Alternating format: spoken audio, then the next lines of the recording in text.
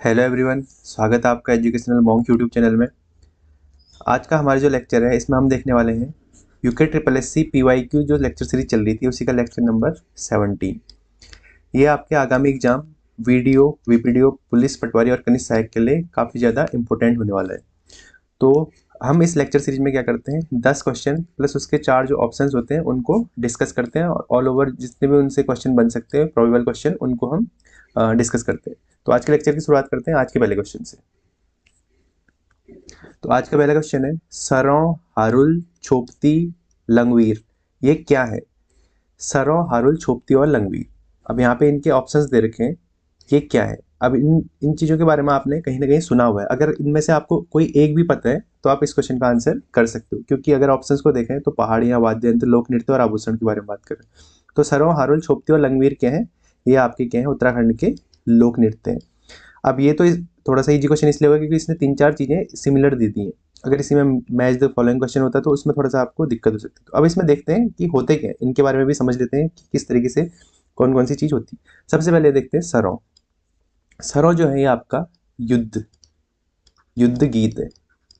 युद्ध गीत है ये बेसिकली आपका परफॉर्म किया जाता है उत्तरकाशी और टिहरी क्षेत्र में। उत्तरकाशी और टिहरी में इसको परफॉर्म किया जाता है शादी विवाह में। वैसे होने के लिए युद्ध गीत है लेकिन इसे शादी विवाह में परफॉर्म किया जाता है। इसी तरीके से कुमाऊं में परफॉर्म किया जाता है छोलिया नृत्य, ये भी शादी विवाह में। ये होने के लिए युद्ध गीत है आपका, युद्ध नृत्य गीत बोल सकते हैं। अगर इसे प्रॉपर बोले तो युद्ध गीत नृत्य, युद्ध नृत्य गीत बोल सकते हैं। ये भी आपका शादी विवाह में परफॉर्म किया जाता है। अच्छा, तो ये हो गया सरौ। अब इसमें देखते हैं हारुल। हारुल है आपका, हारुल जौनसार क्षेत्र का एक नृत्य है जिसे रमतुल्ला वाद्य यंत्र, ये इंपॉर्टेंट फैक्ट है, रमतुल्ला वाद्य यंत्र के साथ इसको रमतुल्ला वाद्य यंत्र बजाकर इसको परफॉर्म किया जाता है। ये कहाँ का है? जौनसार क्षेत्र का इंपॉर्टेंट नृत्य है हारुल। छोपती, छोपती जो है, छोपती के बारे में देखते हैं। छोपती है आपका संयोग श्रृंगार नृत्य।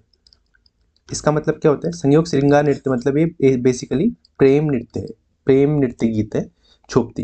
ये प्रीवियस लेक्चर में भी हमने इसके बारे में पढ़ा था, छोपती के बारे में। देखो क्वेश्चन बनते हैं इनसे बार बार, तो आपको इनको ध्यान से समझना है।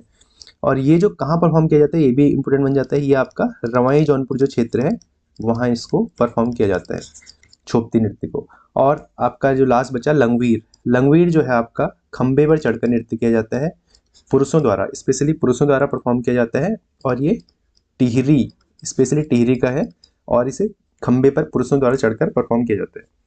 तो इस तरीके से हमने ये क्वेश्चन देखा। अगला क्वेश्चन देखते हैं, निम्नलिखित कथनों में से कौन सा कथन सही नहीं है? अब यहाँ पे क्या है, आपको ऑप्शंस दे रखे हैं। अब ध्यान देना है कीवर्ड पे, कौन सा सही नहीं है ये पूछा गया। तो ऑप्शन ए देखते हैं, अमृत गंगा मंडल में बाल किले से मिलती है। अमृत गंगा और बाल किले नदी है, ये आपकी कहाँ मिलती है? मंडल में, मंडल घाटी है वहाँ आपकी ये मिलती है, ये बिल्कुल सही है। केदार गंगा गंगोत्री में गंगा से मिलती है। जो गंगा है बेसिकली अगर उसको देखें तो गोमुख से जब निकलती है वो भागीरथी होती है, तो भागीरथी से केदार गंगा आपकी गंगोत्री में मिलती है, तो ये भी बिल्कुल सही है। और भागीरथी बाद में गंगा बन जाती है, बट बेसिकली क्या है, सही है। ठीक है, आगे देखते हैं, हनुमान गंगा हनुमान चट्टी में यमुना से मिलती है। हनुमान चट्टी आपका पढ़ते हैं, ये भी इंपॉर्टेंट जगह है, खरसाली में। खरसाली जो जगह है ये पड़ती है आपकी उत्तरकाशी में पड़ती है, और यहीं खरसाली के पास में हनुमान चट्टी है, वहाँ हनुमान गंगा यमुना से आकर मिल जाती है, ये भी बिल्कुल सही है। जो ऑप्शन डी है हमारा, ऋषि गंगा ऋषिकेश में गंगा से मिलती है। ऋषि गंगा ऋषिकेश में नहीं मिलती है, यही हमारा राइट आंसर होगा। यानी कि ऋषि गंगा ऋषिकेश में गंगा से नहीं मिलती। ऋषिकेश में जो गंगा से मिलती है वो कौन सी है? चंद्रभागा। इंपॉर्टेंट चीज़ें हैं, ये आपको याद रखनी। अच्छा, ऋषि गंगा के बारे में देखते हैं। ऋषि गंगा में 2 नदियाँ हैं, ऋषि गंगा 1 और ऋषि गंगा 2, दोनों के बारे में आपको पता होना चाहिए। तो जो ऋषि गंगा 1 है ये आपकी अलकनंदा से मिलती है, अलकनंदा से मिलती है ऋषि गंगा 1। अलकनंदा से मिलती है कहाँ पर? रेणी, रेणी जो है आपका चमोली में पड़ता है, वहाँ पे मिलती है। और दूसरी ऋषि गंगा 2 जो है ये आपकी पश्चिम धौली गंगा, पश्चिम धौली गंगा से ये कहाँ पे मिलती है? ये आपके बद्रीनाथ में मिलती है, बद्रीनाथ धाम में। पश्चिमी धौली गंगा से ऋषि गंगा 2, ऋषि गंगा 1 जो मिलती है आपकी अलकनंदा से रेणी में, और पश्चिमी धौली गंगा भी बाद में अलकनंदा में जाके मिल जाती है। तो इस तरीके से हमने ये देखा।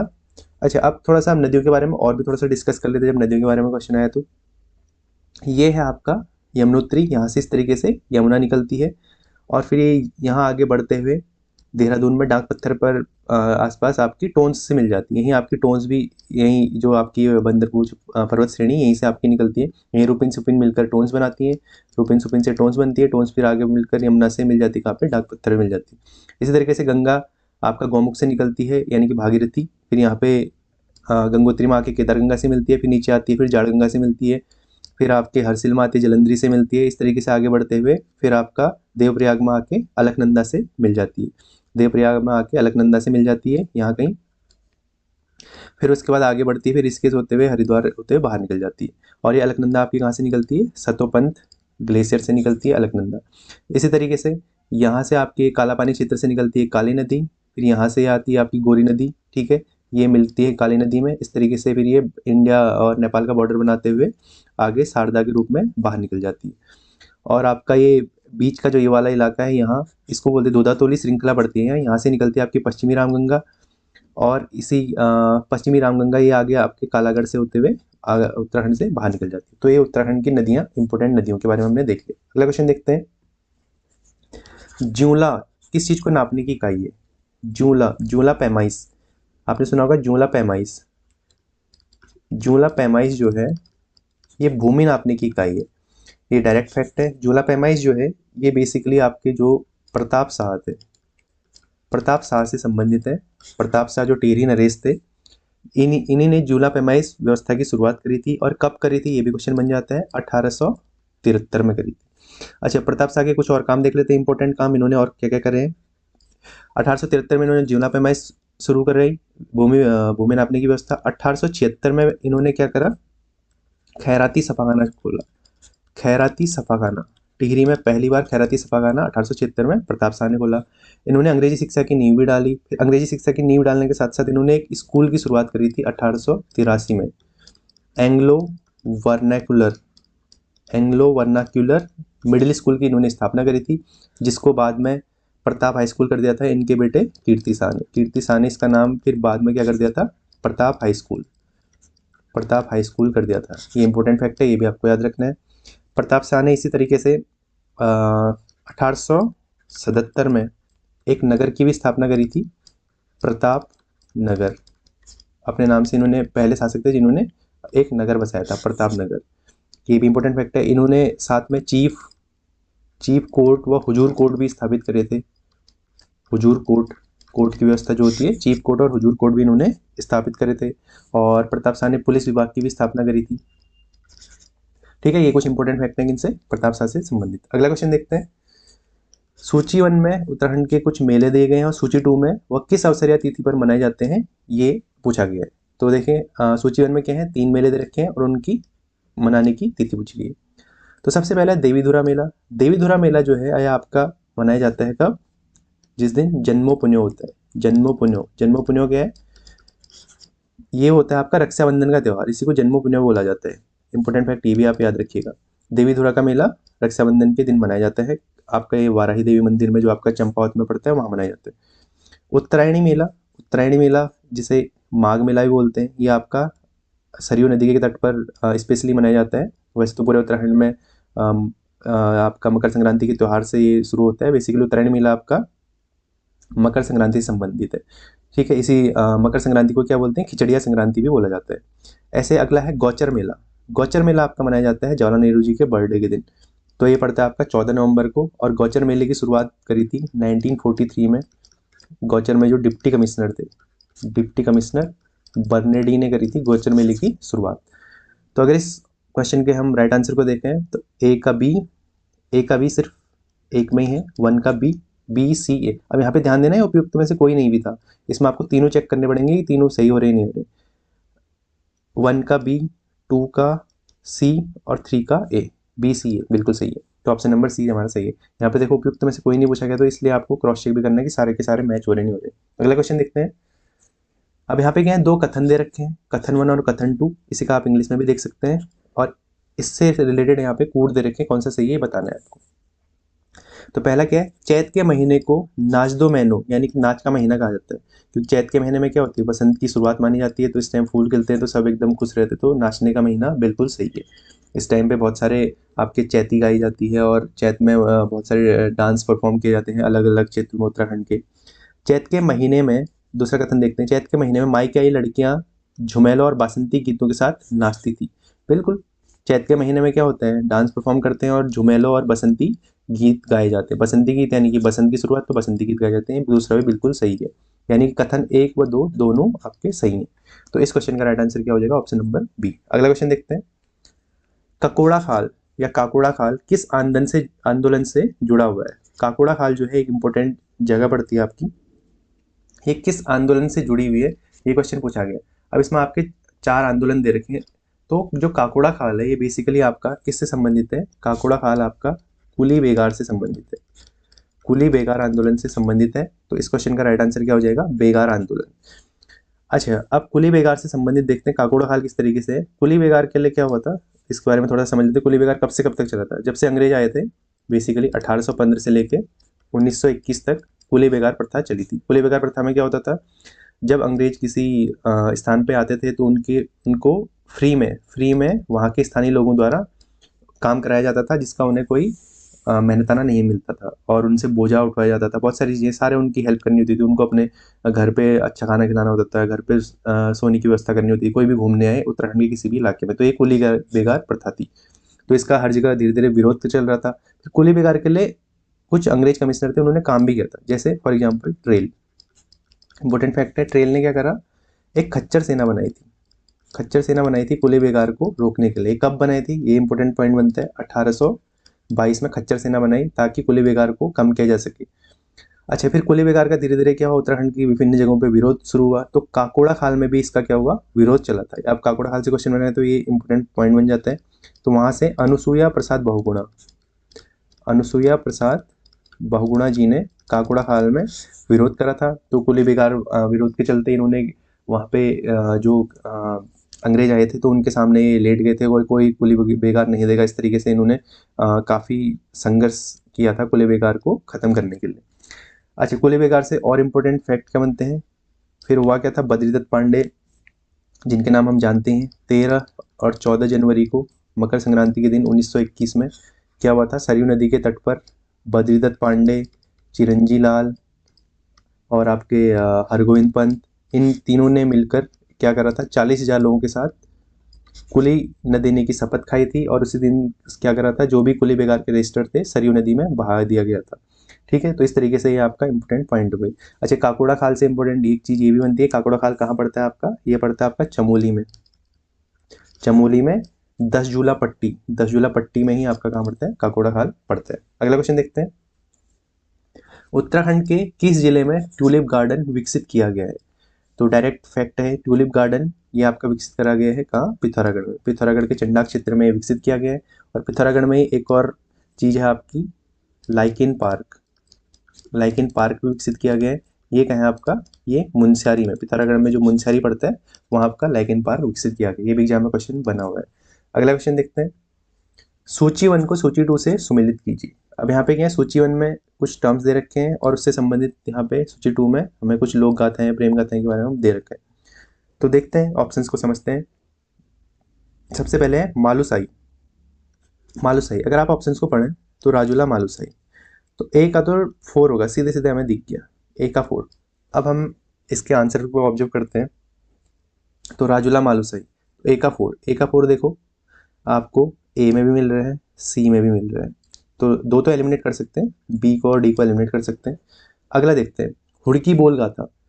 हुड़की बोल अगर आपको हुड़की के बारे में पता है, हुड़की बोल जो गाए जाते हैं ये आपके कृषि से संबंधित है। अगर आप ऑप्शंस में देखें तो कृषि से संबंधित एक ही है आपका, कृषि व खेती बाड़ी पर आधारित लोक गाथा है। तो बी का 3 आपका सही हो गया। तो अगर बी का 3 हो गया तो आपका option number A right answer हो गया। लेकिन कभी कभी क्वेश्चन थोड़ा सा डिफिकल्ट होते हैं तो हमें और चीज़ों के बारे में पता होना चाहिए। हुड़की जो है, हुड़का एक वाद्य यंत्र भी होता है, और हुड़की आपका हुड़की बोल एक तरीके से लोक गीत होते हैं जिसमें कृषि कार्य करते हुए एक हुड़का बजाते हुए लोग चलते हैं और बाकी लोग पौधरोपण का कार्य करते हैं। ऐसे पवाड़े और भड़ो, पवाड़े और भड़ो ये क्या होते हैं, ये बेसिकली वीर रस पर आधारित लोक गाथा है। पवाड़े और भड़ो वीर रस पर आधारित लोक गाथा है, ये आपको याद पता होना चाहिए। और जागर, जागर क्या है, उत्तराखंड के पहाड़ी क्षेत्रों में जागर लगाए जाते हैं। बेसिकली जो हमारे देवता और जो हमारे पूर्वज होते हैं उनकी स्मृति में लगाए जाते हैं जागर। तो ये क्या है, लोक मान्यताओं पर आधारित लोक गाथा है। तो इस तरीके से हमारा इस क्वेश्चन के हमने ऑप्शंस ऑब्जर्व कर लिए। अगला क्वेश्चन देखते हैं। जनपद बागेश्वर निम्नलिखित जिलों से घिरा हुआ है। अब ये थोड़ा आपका ज्योग्राफी से रिलेटेड क्वेश्चन है, उत्तराखंड की आपको मैप आपके दिमाग में होना चाहिए। तो बागेश्वर जिला किस किस से बॉर्डर शेयर करता है, ये देखते हैं, थोड़ा मैप को समझते हैं। अब जो क्वेश्चन पूछा है सबसे पहले उसी को देख लेते हैं। बागेश्वर, बागेश्वर जो है आपका किस किस से जिलों से संबंध रखता है? पिथौरागढ़ से टच करता है, चमोली से टच करता है, अल्मोड़ा से टच करता है, और किसी से करता है? नहीं, पिथौरागढ़, अल्मोड़ा और चमोली। तो इस क्वेश्चन का अगर राइट आंसर देखें तो पिथौरागढ़, अल्मोड़ा और चमोली, यानी कि ऑप्शन नंबर बी हमारा राइट आंसर होगा। तो आपको मैप के बारे में नॉलेज होनी चाहिए, इसीलिए तभी आपको मैप आपके दिमाग में होना चाहिए, तभी बार बार मैं मैप भी दिखाता हूँ। अच्छा, इसमें कुछ और फैक्ट देख लेते हैं। आपका जो देहरादून है वो किस किस से बॉर्डर टच करते हैं, कौन से पहाड़ी कौन कौन से राज्यों से? हिमाचल प्रदेश, सिर्फ 2 राज्यों से बॉर्डर टच करने वाला एक ही आपका जिला है, कौन सा? देहरादून, जो हिमाचल प्रदेश और उत्तर प्रदेश से बॉर्डर टच करता है। देहरादून का ये आपका उत्तर प्रदेश का बॉर्डर, ये हिमाचल प्रदेश का। और उत्तर प्रदेश से बॉर्डर टच करने वाले जिले कौन कौन से हैं? देहरादून, हरिद्वार, पौड़ी गढ़वाल, उधम सिंह नगर, और नैनीताल का भी होता है थोड़ा सा हिस्सा, ये भी आपको पता होना चाहिए। तो कितने? 5 जिले के हैं उत्तर प्रदेश से बॉर्डर टच करते हैं। हिमाचल प्रदेश से बॉर्डर टच कितने करते हैं? 2 जिले करते हैं। हिमाचल प्रदेश से 2 जिले टच करते हैं, कौन से? उत्तरकाशी और देहरादून। ऐसे चाइना से कौन कौन से करते हैं? ऊपर वाले जो तीनों बॉर्डर वाले हैं, उत्तरकाशी, चमोली और पिथौरागढ़। और नेपाल से पिथौरागढ़, चंपावत और आपका उधम सिंह नगर। और पिथौरागढ़ क्या करता है? 2 इंटरनेशनल बॉर्डर टच करता है, एक आपकी चाइना से, एक आपकी नेपाल से। ये भी आपको पता होना चाहिए मैप से। अगला क्वेश्चन देखते हैं। निम्नलिखित में से किसे 5वां धाम यात्रा की संज्ञा दी जाती है? तो यहाँ पे कुछ यात्राएं दे रखी हैं, तो इनमें से 5वां धाम, 4 धाम तो हमें पता है, केदारनाथ, बद्रीनाथ, गंगोत्री, यमुनोत्री। तो 5वां धाम किसको बोला जाता है? तो 5वां धाम बोला जाता है आपका खतलिंग रुद्रा देवी यात्रा को बोला जाता है 5वां धाम यात्रा। ये जो यात्रा होती है ये आपकी टिहरी में मनाई जाती है। टिहरी में हर वर्ष ये सितंबर में आयोजित की जाती है, खतलिंग रुद्रा देवी यात्रा। तो इसमें यात्रा कैसे की जाती है ये भी आपको पता होना चाहिए। इसमें घुत्तू, घुत्तू नामक जगह से भृंगतुंग,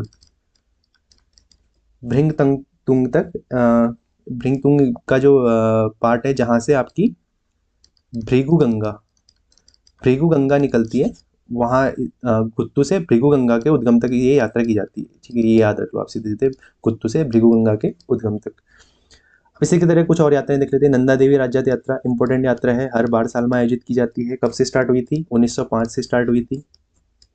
कहाँ से कहाँ तक होती है? कांसुआ गांव नोटी से लेके आपके होमकुंड तक होती है। इसकी लंबाई कितनी है ये पूछी जाती है, कितने? 280 किलोमीटर की ये होती है, पद यात्रा होती है। इसी तरीके से हिल यात्रा ये है आपकी पिथौरागढ़ में मनाया जाता है हिल यात्रा। और ऐसे ही आपकी वरुणी पंचकोशी यात्रा, वरुणी पंचकोशी यात्रा आपके चैत्र माह में मनाई जाती है।